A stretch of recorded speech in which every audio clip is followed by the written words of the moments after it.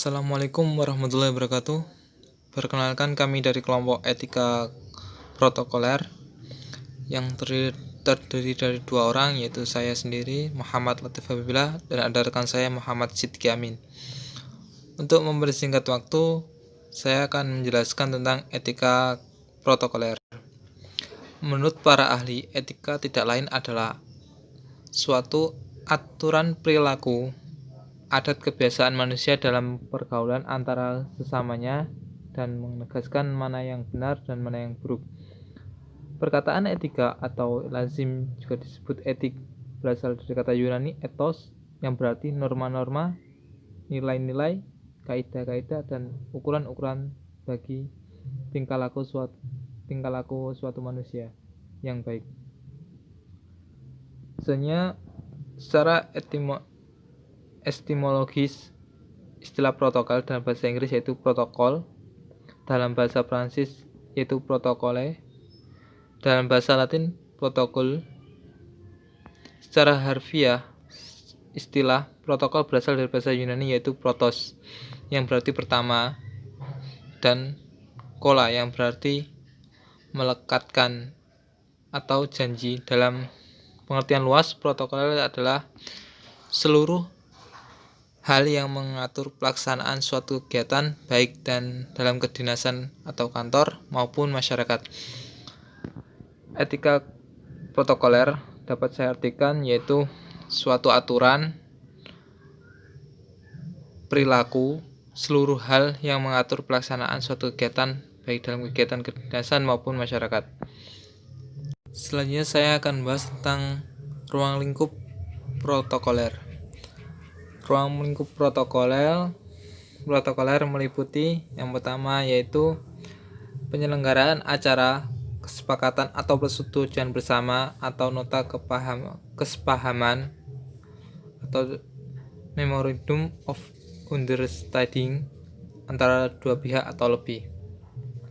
Yang kedua yaitu penyerahan upacara, penyerahan surat atau menyurat kepercayaan. Yang ketiga yaitu penyelenggaraan penerimaan tamu. Dan yang keempat yaitu penyampaian ucapan selamat dan atau bela sungkawa.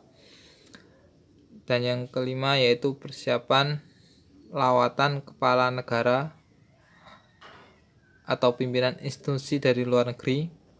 Yang keenam yaitu penyelenggaraan upacara. Ada upacara wisuda sarjana, manajer atau doktor, pengukuhan guru besar, penandatangan perjanjian atau kesepakatan kerjasama,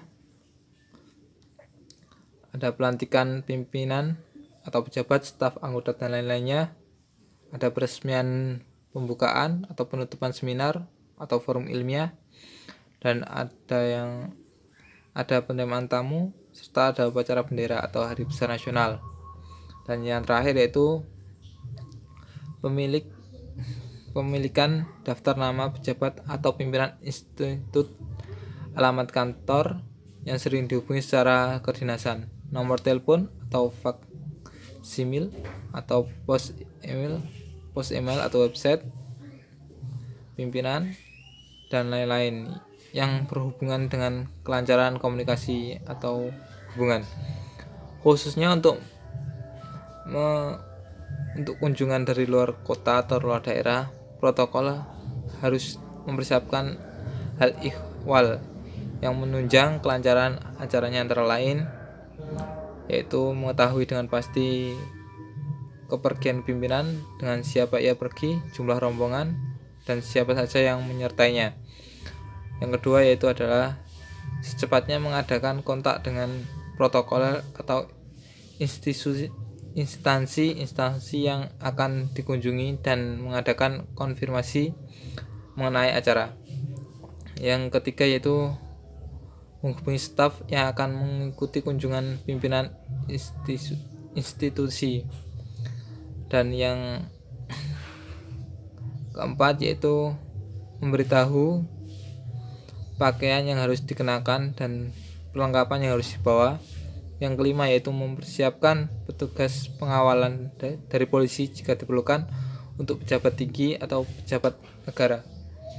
Dan yang keenam yaitu mengatur jam keberangkatan dan mengikutinya. Demikian yang dapat saya sampaikan. Selanjutnya akan dijelaskan oleh rekan saya Muhammad Siti Amin. Tempat dan waktu saya persilahkan. Baik, di sini selanjutnya saya akan menjelaskan tentang fungsi, tugas, dan juga jenis-jenis protokol. Yang pertama, fungsi protokol dalam suatu institusi atau perseroan terbatas. Yang pertama adalah sebagai pengatur tata cara dalam kegiatan acara atau upacara. Yang kedua, pengatur tata krama dalam penempatan, penyebutan, memperlakukan seseorang sesuai dengan kedudukan atau jabatannya. Dan yang terakhir yaitu pengatur tata letak tempat duduk. Kemudian selanjutnya ada tugas protokol. Yang pertama, tugas utama protokol adalah mengatur jalannya upacara atau seremonial atau kegiatan atau acara agar acara tersebut dapat berjalan dengan tertib, teratur, hikmat, dan lancar. Untuk itu, sebisa mungkin protokol harus dapat memprediksi kendala-kendala yang mungkin akan timbul dalam kegiatan atau upacara, dan selanjutnya perlu diantisipasi untuk meminimalisir adanya kendala. Selanjutnya jenis-jenis protokol ada tiga. Yang pertama resmi atau biasa disebut formal. Biasanya dilakukan pada upacara atau acara yang sifatnya resmi. Contohnya seperti wisuda sarjana, magister atau dokter. Kemudian sidang senat terbuka universitas untuk pengukuhan guru besar atau profesor. Kemudian bisa juga di acara pembukaan seminar nasional atau internasional. Kemudian ada ujian terbuka doktor atau S3, kemudian ada di pelantikan pejabat atau serah terima jabatan. Kemudian acara resmi juga biasanya dilakukan di peresmian gedung, laboratorium, pembukaan fakultas atau program studi baru, dan lain-lain. Kemudian jenis yang kedua adalah kesenian, yakni pada acara pentas seni budaya atau panggung gembira yang sifatnya audiensnya itu bersifat massal, seperti itu. Kemudian yang terakhir ada resepsi kekeluargaan atau familiar, seperti resepsi pernikahan atau walimatul arsi, kemudian ulang tahun, syukuran, dan lain-lain. Atau sebaliknya, misalkan upacara duka atau kematian, dan lain-lain.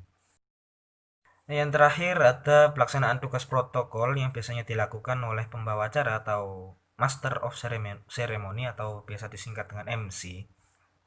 Jadi peran pembawa acara atau MC di suatu acara itu sangat penting.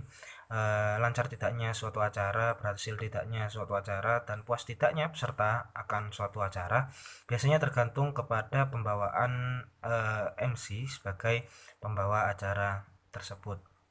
Oleh karenanya, seseorang yang ditugaskan menjadi MC atau pembawa acara, hendaknya orang yang memiliki keterampilan berbicara di depan umum yang baik.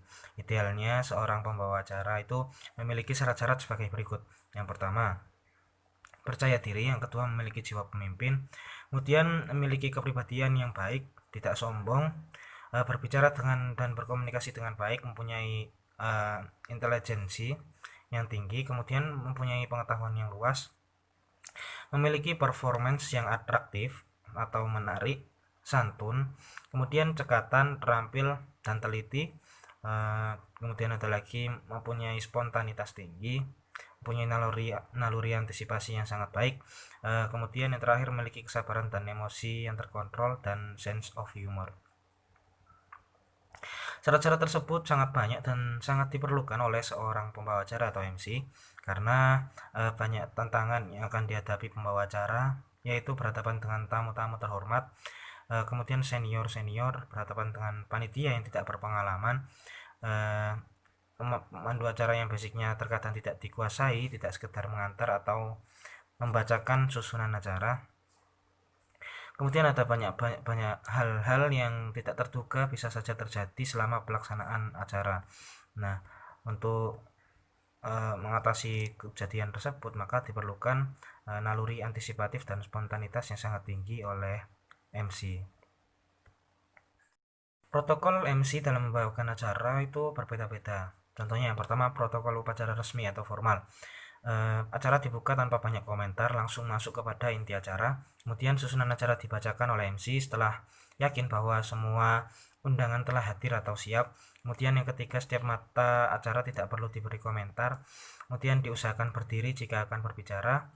Kemudian adanya sambutan yang diurutkan dari kedudukannya terendah menuju yang tertinggi. Ketua panitia di sini bukan memberikan sambutan, melainkan prakata atau laporan secara singkat. Kemudian yang terakhir, memakai bahasa resmi yang baik dan benar, bahasa Indonesia, Inggris, Arab, atau daerah sesuai dengan kebutuhan. Yang kedua, protokol pembawa acara di pentas seni. Yang pertama, banyak ide, inisiatif, kemudian kreatif. Kemudian usahakan mampu menguasai masa atau publik.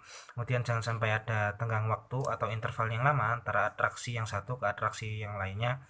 Kemudian bisa memberikan intermezzo atau jok-jok yang segar dalam tenggang waktu agar tercipta suasana yang gembira. Kemudian memberikan sugesti atau meminta tanggapan kepada masa atau audiens yang hadir dalam setiap penyajian acara agar penonton merasa terlibat dalam acara tersebut. Kemudian jika di dalam resepsi keluarga atau familiar, biasanya MC harus membawakan acara dengan melihat situasi dan kondisi. Jika acaranya sedih, maka pembawaannya adalah sedih. Jika acaranya merupakan senang atau pesta-pesta, maka pembawaannya merupakan senang. Kemudian yang kedua, pandai-pandai memperhatikan kondisi masa, mengingat waktu, jangan biasa memberi komentar yang tidak perlu. Kemudian untuk acara pernikahan yang menggunakan upacara adat atau tradisi, usahakan memakai atau menguasai bahasa resmi daerah yang baik dan benar. Kemudian untuk acara duka cita, bawakan dengan acara dengan nada rendah, syahdu, dan penuh perasaan. Kemudian yang terakhir, berpandai-pandai komunikasi dengan massa dan penuh keakraban. Baik, mungkin sekian saja yang dapat kami sampaikan dari kelompok 8 tentang etika protokoler. Jika teman-teman ada yang ingin ditanyakan, bisa ditanyakan di kolom komentar di bawah. Dadah, assalamualaikum warahmatullahi wabarakatuh.